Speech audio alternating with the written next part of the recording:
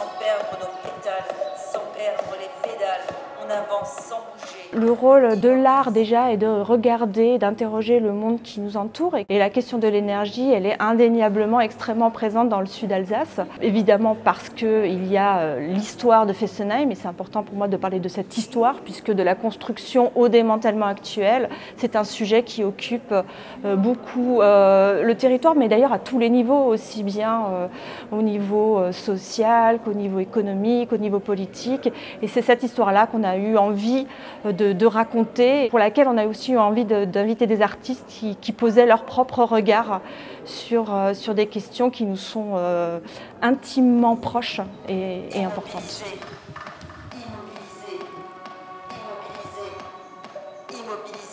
Alors moi, je travaille sur les infrastructures, sur les objets de l'électricité. Je m'intéresse au rapport entre espace, technologie et politique, pour le dire un peu rapidement.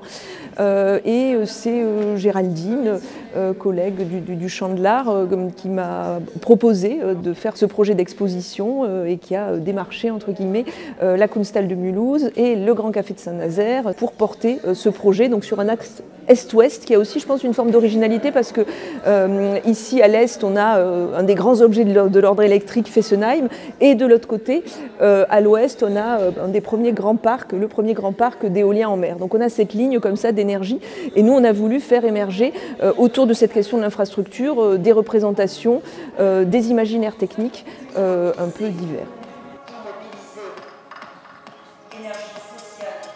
Je me suis intéressée à Mulhouse depuis un point de vue assez particulier. C'est pas tant la question énergétique que la question des infrastructures.